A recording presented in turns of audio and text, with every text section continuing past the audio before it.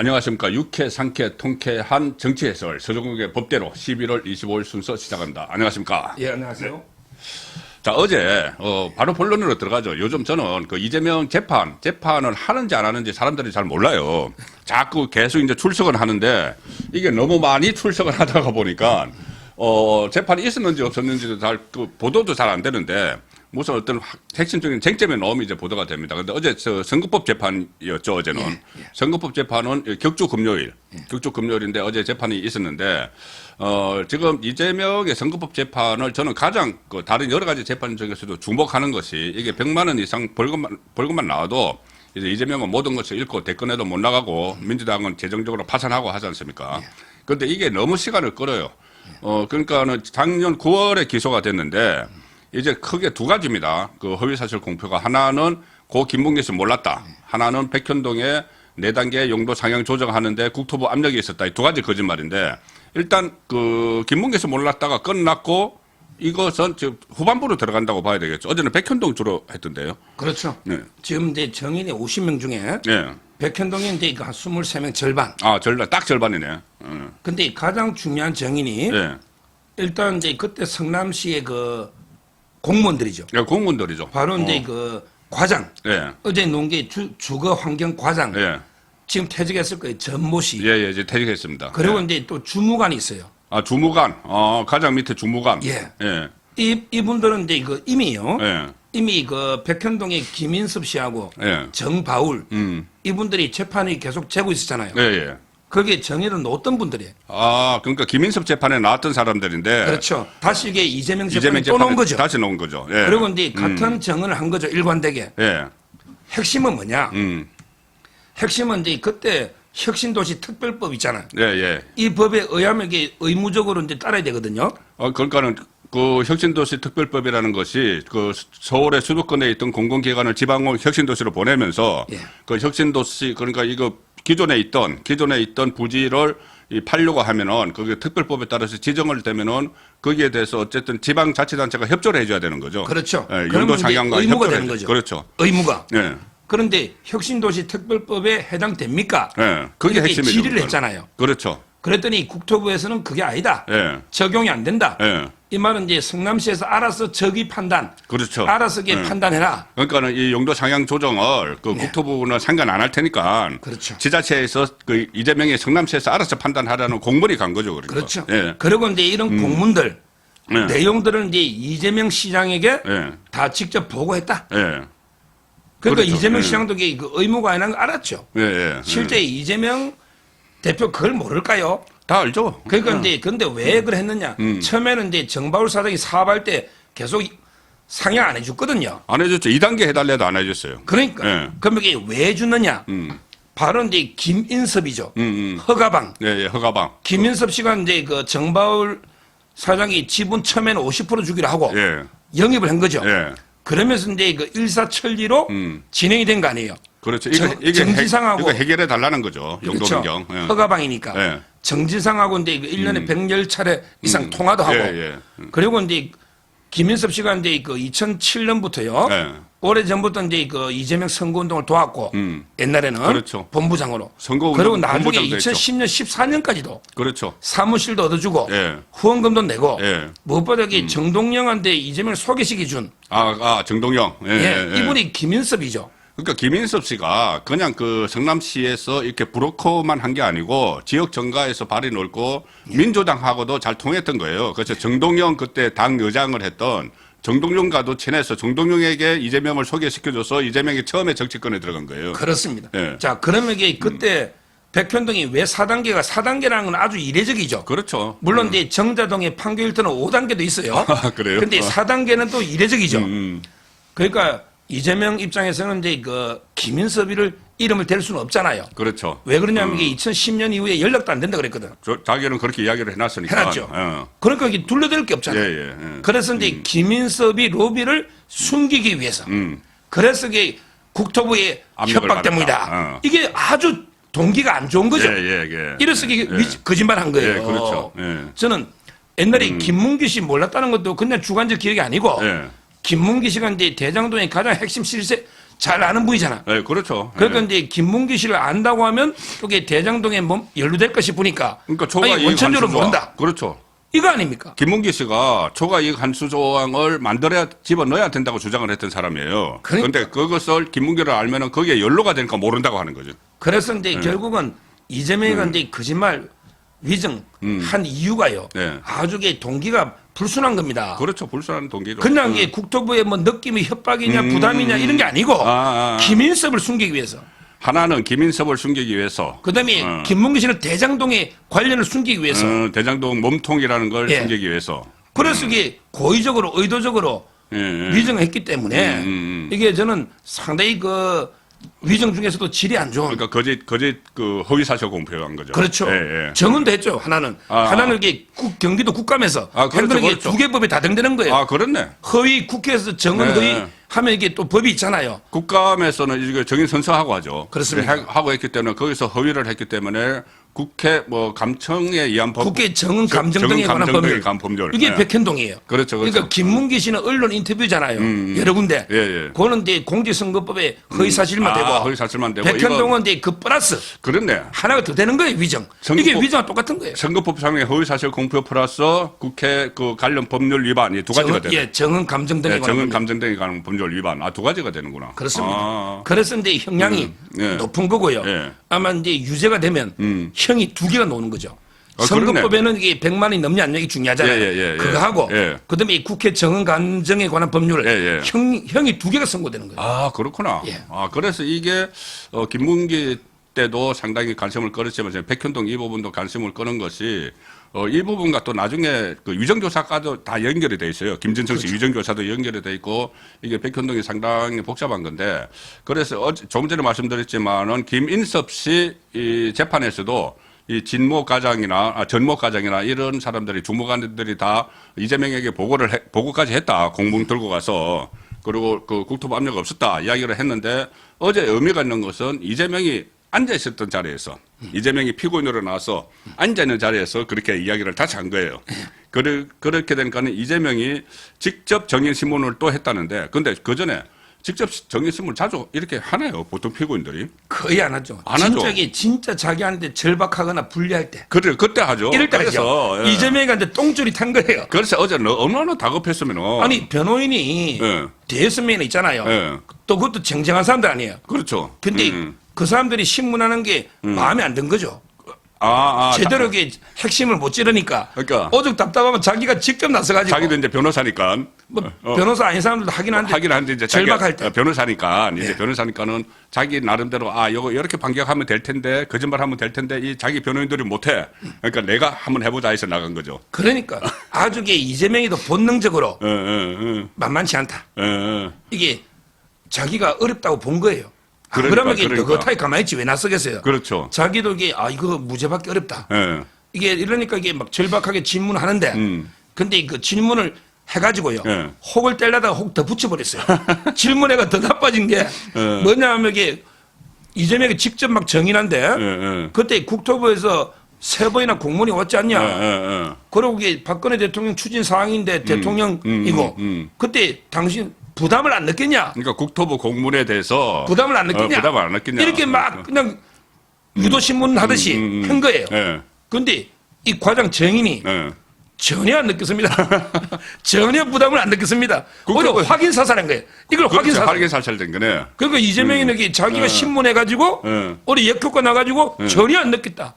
이렇게 당당하게 이야기하고요. 비하인드 스토리를 들어보면 이 공무원이 이재명이 같은 사람 처음 봤대. 치를 던데. 저렇게, 이런 공무원 처음 봤대. 저렇게 거짓말 할 수가 있느냐. 예, 이재명이 진짜 치를 떤다 그러고요. 비하인드 스토리입니다. 그리고 이게 이재명에 대해서 뭐 침도 뱉었다는 말도 있어요. 지금 그만큼 이게 어떻게 저리 뻔뻔할 수가 있나. 런저리를 쳤거나 그냥. 예. 정인이 볼 때 아니 대선 후보까지 한 당당한 공당의 대표가 그렇죠. 자기가 한 행위가 있잖아. 이 국토부하고 아무 관계 없는 거예요. 김인섭 씨 로비 때문에 한 거 아니에요. 이거는 뭐 천하가 다 알잖아. 근데 지금 와가지고 김인섭이 쏙 빼고 국토부에 자꾸 압력이라고 막 몰아가니 그때 왜 전화해가 미리 유도신문도 그때도 옛날에 했었잖아요. 했죠. 기억을 되살리라고 혹시 뭐 이런 거 직무유기 이런 말 없었냐 뭐 이런 식으로 맞아. 그때 예. 전화도 했잖아요. 여러 번. 그게 전영수 씨도 했잖아요. 예, 고인 극단적인 선택 한 번. 계속 이게 직원들을 또 위정해달라고 또 이렇게 그렇게, 괴롭혔잖아. 그렇게 했다고 그러니까 하더라고. 이제 정인들이 치를 뜨는 거예요. 야, 그래서 지금 말씀하신 게 혹대에다 혹 붙인 게 이 대목이에요. 오늘 보도가 났던데 이재명이 이렇게 합니다. 직접 정인 신문을 합니다. 이재명이 직접 정인 신문을 하면서 이렇게 전모 씨에게 그러니까는 이재명 입장에서는 자기가 성남시장으로 있을 때 이게 이제 과장이니까 옛날 자기 부하죠. 자기 부하니까 이렇게 해요. 아니 국토부가 협박해서 백현동 용도 변경을 했다. 이거 다른 이야기입니다. 죄송합니다. 이재명이 이렇게 이야기합니다. 박근혜 정부 국토부 입장이 부담스럽지 않았느냐? 이렇게 부담스럽다. 부담스럽지 않았느냐? 박근혜 정부 박근혜 정부를 강조를 해요. 일정이 부담스럽지 않았느냐? 그러니까 국토부 박근혜 정부의 국토부가 막 그 압박을 하지 않았느냐? 그러니까 부담스럽지 이렇게 이야기했는데 전모 씨가 아니 전혀 부담스럽지 않았다. 오로지 이재명 시장의 지시사항만 나는 따랐을 뿐이다. 이렇게. 그러니까요. 아니, 이재명이가 이게 별의별 전략을, 뭐, 우리 이준석에서는 미치광정이 전략이 또 있듯이. 이재명이도 뭐, 치매 전략. 기억이 안 나니까. 치매 전략도 있고. 안면 인식장애. 그렇죠. 그 다음에 뭐, 이거는 제가 보기에 겁쟁이 전략? 박근혜가 무서워서. 박근혜가 이게 추진하니까 겁이 나니까 우리가 안 따를 수 없지 않냐. 겁쟁이 전략. 이런 걸 쓰려고 하는데. 아니, 이재명이가 이게 박근혜 대통령 겁낼 사람입니까? 진짜 박근혜 대통령이 해라고 했으면요. 안 하지. 끝까지 안 하죠. 안 하지. 자기가 강단 있게 버티고 옛날에 나중에 모라토리엄까지 한 사람인데. 그 나중에 이제 훈장으로 내세우겠지. 그럼요. 진짜 박근혜 대통령이 압력이었으면 우리 언론에 공개하면서 끝까지 버팁니다. 그렇지. 뭐 버티도 어떻게 징계할 수도 없잖아요. 그러니까 이거는 김인섭의 로비에 넘어간 게 명방한데 그렇네. 이걸 마치 박근혜가 대통령이 추진하니까 부담스럽고 겁이 나서 직무유기 겁이 나가 해줬다. 이게 말이 됩니까 이재명이가? 그러니까. 이런 변명을 해도 진짜 이거는 씨도 안 먹히는 변명이에요. 그러니까 어제 이재명 말을 한 것 중에 이런 것도 있어요. 당시 대통령은 이렇게 이야기합니다. 당시 대통령은 한국식품연구원이 빨리 지방으로 이전할 수 있게 해달라고 요청했는데 뭐 어떻게 쭉 하면서 지자체 역시 대한민국의 일부이기 때문에 국가 사업이 잘못되지 않는 한 협조해야 한다. 그러니까 본인의 박근혜 정부의 국가 사업에 협조를 했다. 이 이야기가 되는 건데 지금 말씀하신 대로 그때 이재명은 성남시장 때도 다음 대권을 노리고 있었어요. 그때 김만배와 인터뷰할 때 그 내용이 나옵니다. 이 성남시장이 대권을 노리고 있었는데 그러면 자기가 그때 대권을 노리면 민주당 대권을 노리고 문재인 후계자를 생각을 하고 있었으면은 그때 문재인 나오기 전이네. 어쨌든 그 다음에 대선에 나가려고 하면은 박근혜와 대립각을 세웠겠죠. 그렇죠. 대립각을 세워서 이거 폭로했을 거예요. 야 이렇게 압력이 왔다. 이거 뭐 용도 상향 해주라고 압력이 왔다. 근데 우리는 나는 못 해준다. 뭐 이렇게 아마 대립각을 세웠을 거예요. 제가 그때요. 에너지관리공단에 제가 사회이사였거든요. 우리도 울산으로 옮겼잖아요. 그렇죠. 우리도 울산 옮겨 부지 못 팔아가 그랬거든요. 이런 식으로 이렇게 공문 보낸 기관이 몇십 개 돼요. 몇십 개. 근데 유일하게 이재명이만 4단계 해준 거예요. 다른 데는 전혀 올려준 적이 없습니다. 맞아. 유일하게. 이게는 김인섭 때문이 명확한 거예요. 그렇죠. 그리고 또 김인섭 정바울 씨가 그런 정언까지 했어요. 이것도 계속 수사가 돼야 된다고 보는데 김인섭이 200억을 달라고 하더라. 그런데 100억은 자기 거고 100억은 이재명 정진상 줘야 된다고 하더라. 그 진술까지 이재명 있잖아요. 정진상이라고 이름 안 하고 두 사람 몫이 된대. 그러니까 성남시의 그 높은 자리에 있는 두 사람이란가 어쨌든 뭐 그런 식으로 표현했어요. 근데 그 두 사람이 정진상하고 이재명이라는 거는 성남에 지나가는 개도 아는 거 아닙니까? 그런 게 명확한 거예요. 그것도 뭐 수사가 돼야 되는 그런 부분인데 지금 이재명 선거법은 지금 아마 1심이 그 총선 전에 나오기는 일단 어려울 것 같아요. 지금 이제 그 제가 전에 한번 이야기했는데 이거 이재명 측에 제가 변호인한테 정통한 사실인데 총선 후로 미루어서 80만 원 전략입니다. 그러니까 총선에서 민주당이 이긴다. 그러면 감히 어떤 판사가 민주당 당사 434억을 토해내? 그러면 민주당을 천막으로 몰아? 어느 강큰 판사가 특히 강규태인데. 강규태. 뭐 바뀔 수도 있지만 이번에. 34부. 바뀌겠죠. 근데 민주당에서 총선에서 민주당이 1등 하는데 100만 원 넣으면 민주당 판결이잖아. 그렇죠. 434억을 토해낸 게 크잖아. 이재명에 대한 판결을 넘어서 민주당에 대한 판결이 돼버리는 거죠. 근데 민주당이 총선에서 이기면 이게 못하지. 못하잖아. 어떤 그러니까 제 판사가 총선 간을 보는 것 같아. 총선에서 국민의힘이 앞서가고 민주당이 참패하면 이제 100만 넘을 거야. 왜 어차피 뭐 총선 끝나가 앞서니까. 그러니까 지금 이게 전부 총선에서 국민의힘이 이기가 완전하게 정권 교체되느냐. 민주당이 이기면 이미 여의도 대통령이 되는 거예요. 윤석열 대통령이 바로 레임덕이잖아. 그러면 이게 판사들이 무조건 민주당 편 들 겁니다.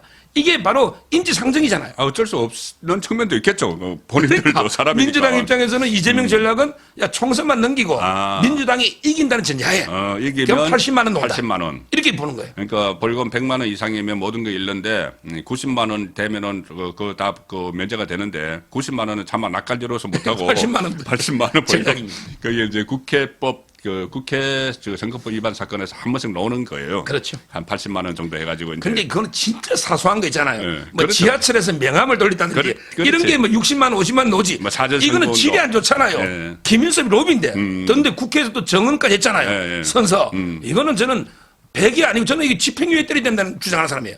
징역형. 징역형. 왜냐하면 이게 국회에서 위정도 있거든요. 위정도 있었죠. 선서해놓고 이제 위정을 했으니까.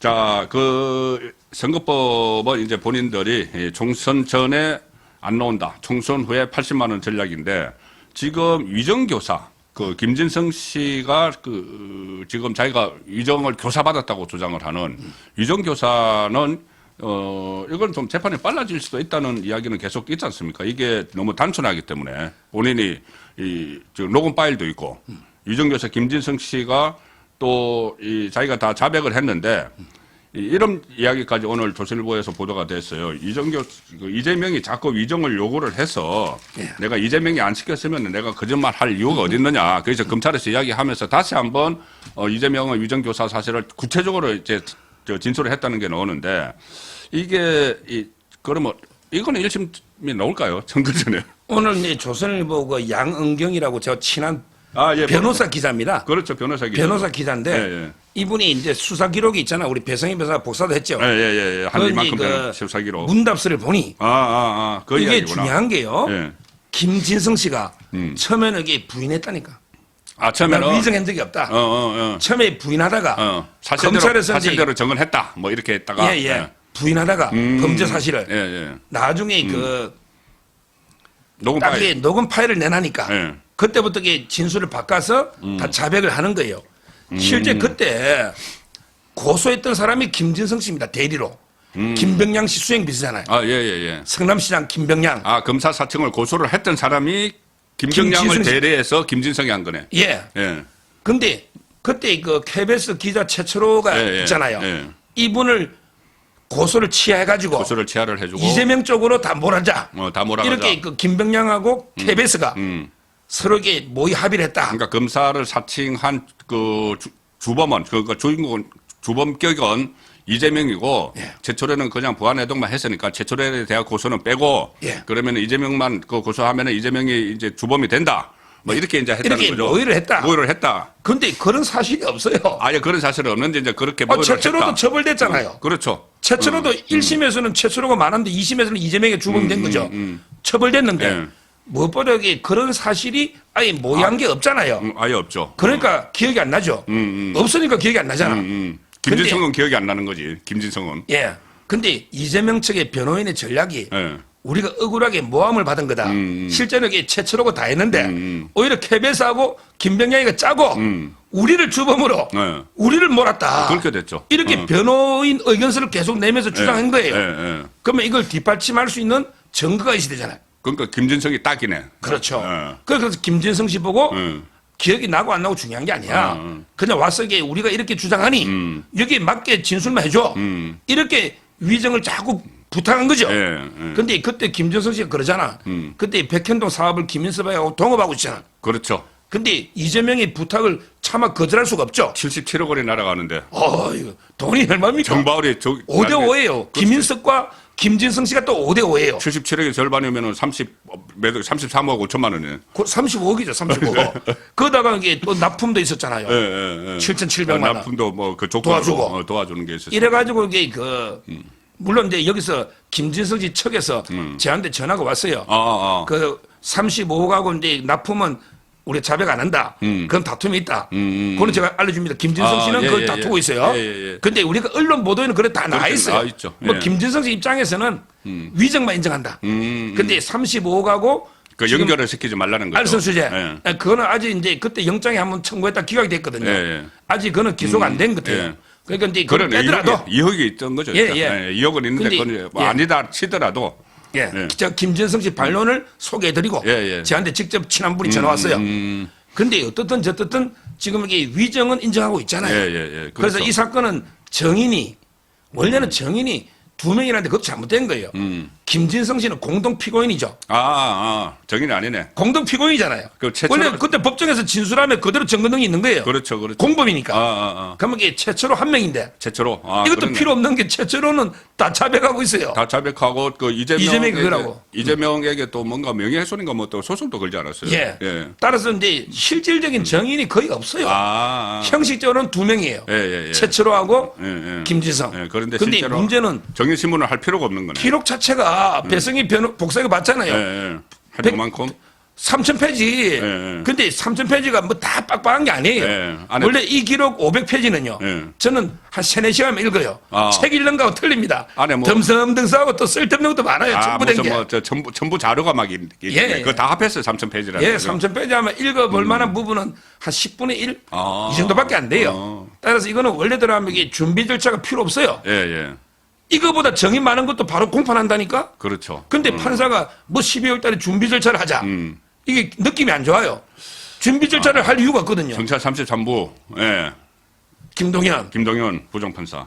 근데 그러면 만약에 12월 달에 했는데 정상적으로 하면 그러면 이게 예를 들어 12월 말이나 1월 달에 정인들 한 2번 정도 하면 2명이니까 끝나고 피고인 신문하면 원래는 이게 2, 3월이면 넉넉하게 끝나야 되잖아요. 그게 정상이죠.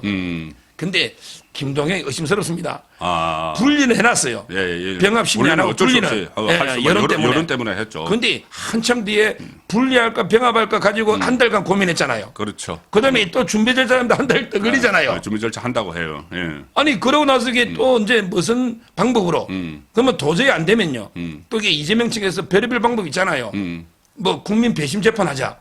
그렇게 판사 기피 신청하자. 별의별 방법 있잖아요. 저는 1심 전에 총선 전에 1심 안 놓도록 하려고 저기 온갖 기상천외한 방법을 쓰지 않을까 봅니다. 그렇죠. 그래서 이게 정말 그 AI가 재판을 하면 제가 한번 그런 말씀 드린 적이 있는데 영장실질심사도 AI가 하면은 그때 이재명은 구속이 됐을 거예요.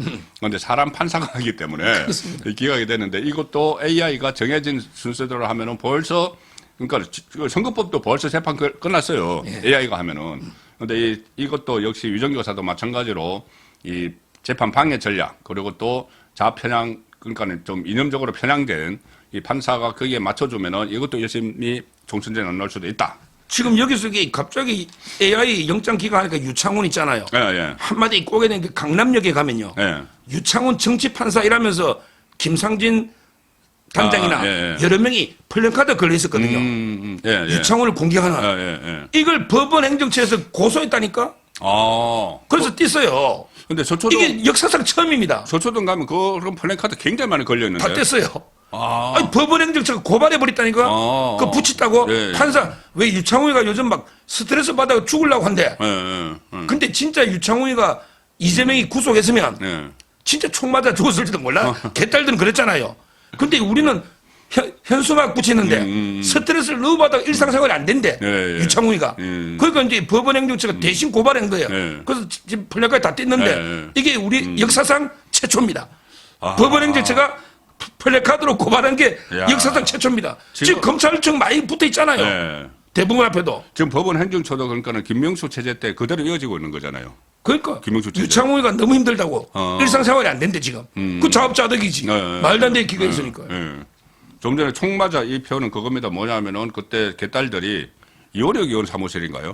거기 비명계 앞에 가가지고 뭐 총알 한 발이 있으면 그거 이제 그래야 그 비유죠. 제가 오늘 좀 재밌는 거를 하나 제가 주제를 준비를 했는데 이거 저만 알고 있는 줄 알았더니 그 우리 그 서정훈 변호사께서 더 많이 알고 계신 것 같아서 김우철이라는 사람이 있어요. 저는 실명을 다 깠죠 옛날에. 깠죠. 최현. 저는 저 실명 까기가 좀 그래서 했는데 어차피 이게 실명이 많이 공개가 되고 있습니다. 이 김무철이라는 사람이 이게 그 새천년 민주당 과거에 DJ 새정치 국민회의 때부터요. 새정치 국민회의, 새정치 민주당 그때부터 당뇨였어요. 예. 민주당 계열 정당의 당뇨니까는 상당히 정치판에서 오래 있었는데 우선 제가 양력을 간단히 말씀드리면은 민주당에서 조직국장도 했는데 조직국장은 정말 막강한 위치입니다. 예. 그리고 송영길 의원 보좌관을 했어요. 그렇죠. 이게 저 강조했죠. 예, 송영길 국회의원 보좌관을 했고 이윤석 그 의원의 보좌관도 했는데 민주당 대구시당 사무처장도 했습니다. 예. 이 고향이 경북 성주예요. 그리고 이 대선 공작 사건이 막 처음에 이루어지고 막 했을 때 그 무렵에 2021년에 민주당 대표 비서실 전문위원을 했어요. 민주당 대표가 그때 송영길이었습니다. 예. 그러니까 이게 대선 공작이 이루어지던 시점에 당 대표가 송영길이었고 그 밑에 있던 과거에는 보좌관을 했고 그때는 대표실의 전문위원을 했던 김우철 씨가 이 사람이 대선 공작의 키맨으로 떠오르고 있는데 이 사람 역할이 뭐였습니까? 지금 이제 그때 그게 이제 윤석열 당시에 네. 이분을 이게 대장동 몸통으로 만드는 공작이 그렇죠. 몸통 바꿔치기. 예, 예. 공작이 있었잖아요. 그 하천대유 TF 뭐 이렇게 만들어가지고. 그러니까 예. 거기 두 갈래로 이제 공작을 했잖아요. 예, 예. 하나는 이제 김만배하고 예. 신앙님이 신앙님의 가짜 이거는 이제 인터뷰. 박영수 당시 변호사 있잖아. 그렇죠. 를 이용한 바꿔치기예요. 바꿔치기죠. 박영수가 이제 옛날에 모셔서니 네. 그러니까 이제 박영수 변호사를 선임했더니 네. 갑자기 커피 한 잔 타주면서 네. 네가 조우영이야 가 이렇게 한 게 이제 김만배하고 신앙님이 인터뷰 조작. 그렇죠. 인터뷰 조작. 요게 하나 공작이 있고. 예, 예. 그건 두 갈래입니다. 지금 예. 대선 공작이. 그거는 이제 박영수 이용한. 예, 예. 두 번째가 이제 최재경 중수부장. 아, 그렇지. 이는 아예 윤석열 과장의 직속 상관이잖아. 예, 예, 예. 최재경 중수부장을 이용한 예. 여기 바꿔치기 공작이 있은 거죠. 예, 예. 그게 뭐냐? 음. 최재경이가 이제 윤석열한테 잘한다고 하니까 그냥 이게 윤석열이가 최재경 때문에 봐줬다. 무능하게 예, 예. 소신 없이 이런 공작인데. 그렇지. 그러면 이게 최재경이가 녹음한 게 없잖아요. 예, 예. 그러니까 이제 김병욱의 보좌관 김병욱은 7일의 멤버입니다. 이재명의 7일의 성남, 멤버. 예. 최현 몸통 바꿔치기 TF 단장. 그렇죠. 예, 예. 그 보좌관 보좌관 최현. 최현하고 예. 그다음에 조우영의 사촌형 있잖아요. 예, 예. 저축은행의 그 친처남 예. 이철수죠. 예, 예.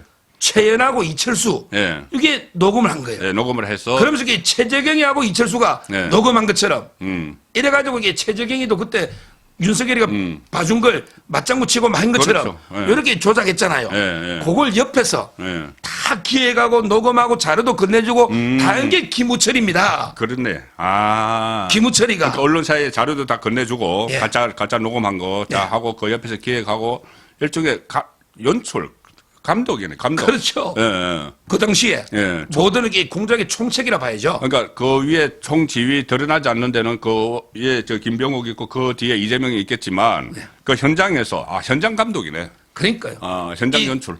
김우철이를 예. 압수수색 해봤더니 예, 예. 압수수색 압수했죠. 했죠. 막 그냥 이게 증거가 문영왕릉에서 막 뭐 놓은 거 있잖아 우리. 와. 엄청나게 김만배 외에는 모르는 예. 모든 게 엄청난 자료가 무더기로 놓은 거예요. 도굴 안 된.